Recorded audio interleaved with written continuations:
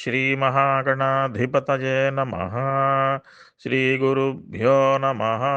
హరి ఓం.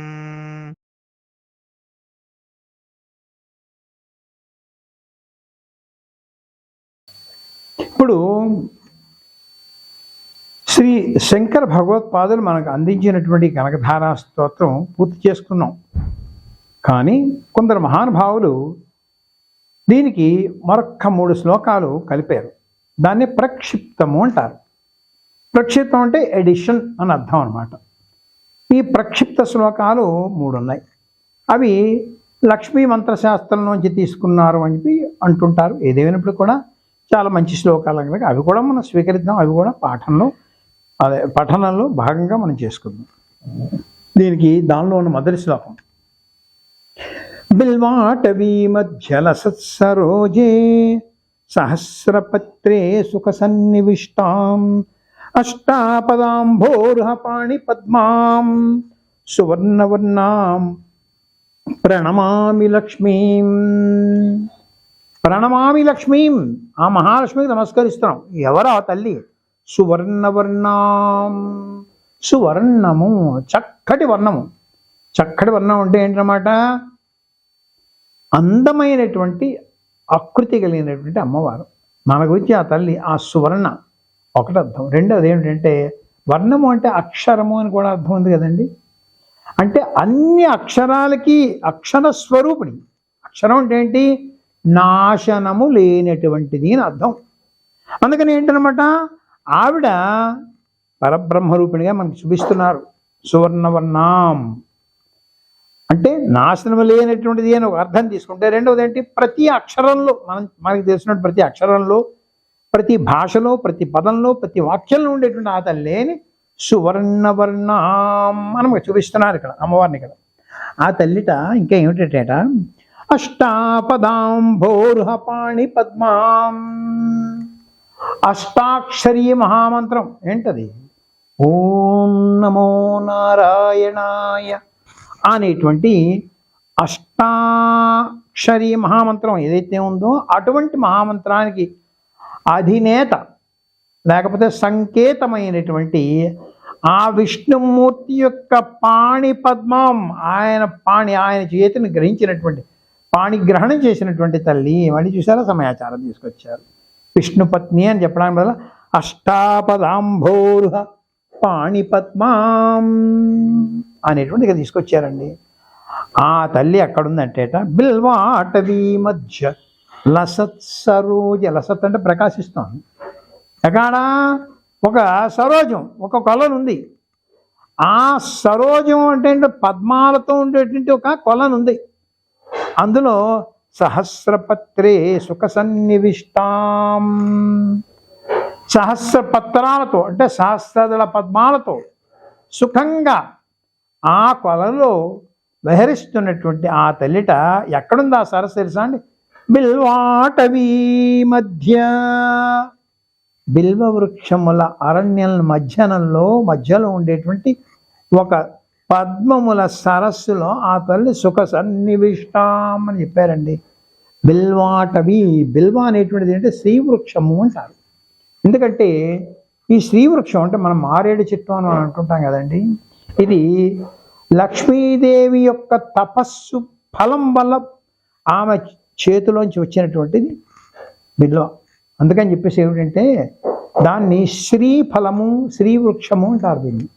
అందుకని ఇంట్లో మారేడుకాయ ఉంచుకోవడం కానీ, మారేడు దళాలతో పూజ చేయడం కానీ చేసినట్లయితే ఈ శ్రీవృక్షం సంపాదించి అమ్మవారేమో శివుడినేమో ప్రీతిపరిచింది. అందుకని శివుడు ఏం వరం ఇచ్చాడు అంటే, ఈ శ్రీ దళంతో నిన్ను ఎవరైతే పూజిస్తారో వాళ్ళకి సిరి సంపదలు వస్తాయని శివుడేమో అమ్మవారికి ఇచ్చినటువంటి వరం. ఎందుకు? అమ్మవారి తపోశక్తితో వచ్చింది ఈ బిల్వవృక్షం అనేటువంటిది అనమాట. అందుకని ఆ బిల్వ మారేడు కాయను కూడా శ్రీఫలం అంటారు. అందుకని అది మన ఇళ్లల్లో పూజా మందిరంలో కూడా మారేడుకాయ పెట్టుకుంటారు.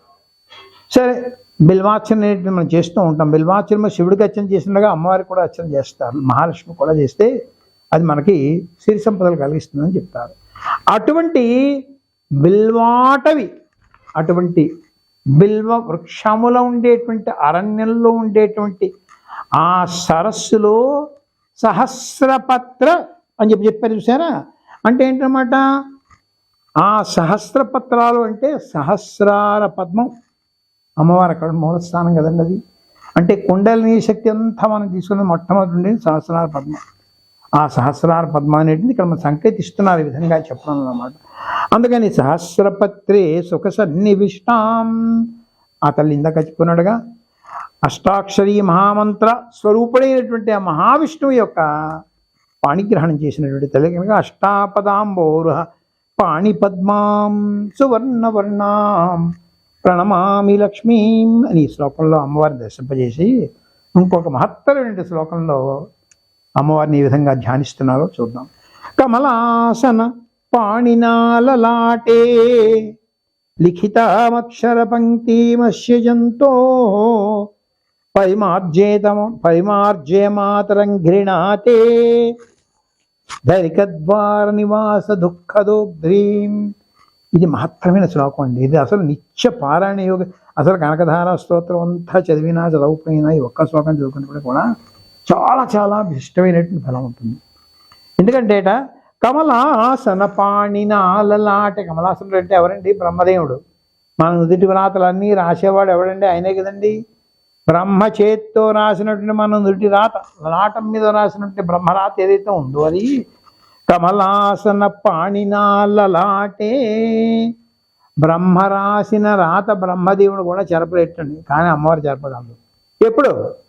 నువ్వు అమ్మవారిని ఆరాధిస్తే, అమ్మవారి మీద విశ్వాసం ఉంటాయన్నమాట. అందుకని బ్రహ్మ రాసిన రాత బ్రహ్మ కూడా చెరపడం సాధ్యం కాదు, కానీ అమ్మవారికి సాధ్యం అవుతుంది.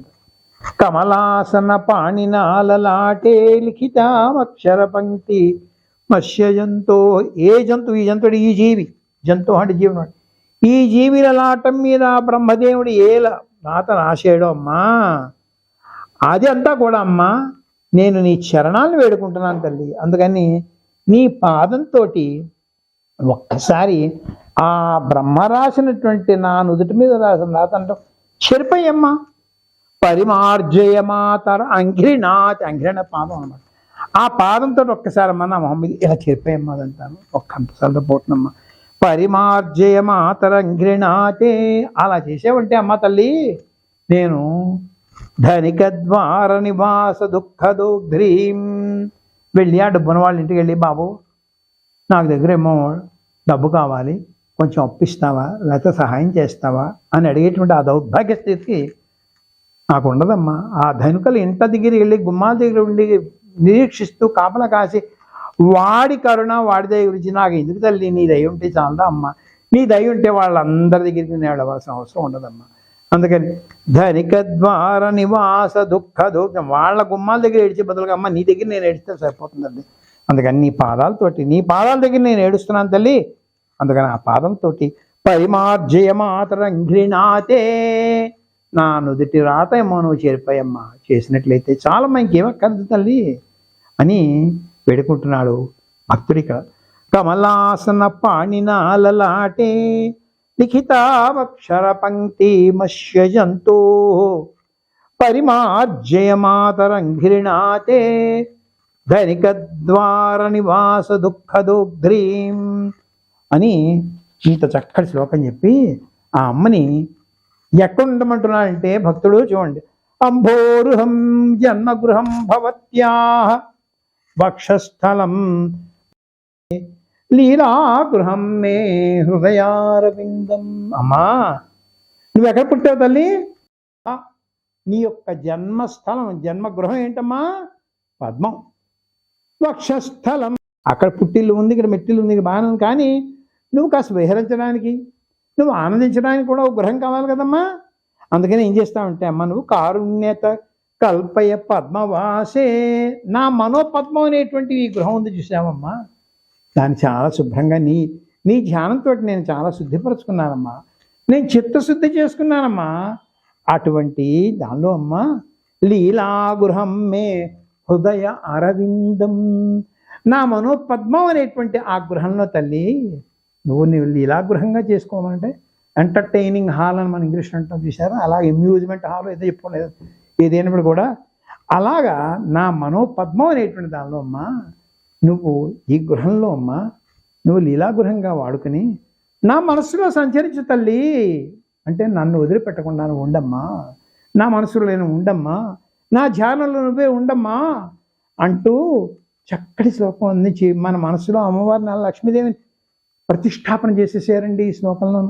అంభోరుహం జన్మగృహం భవత్యాః వక్షస్థలం భర్తృగృహం మురారే కారుణ్యతః కల్పయ పద్మవాసే లీలాగృహం మే హృదయారవిందం.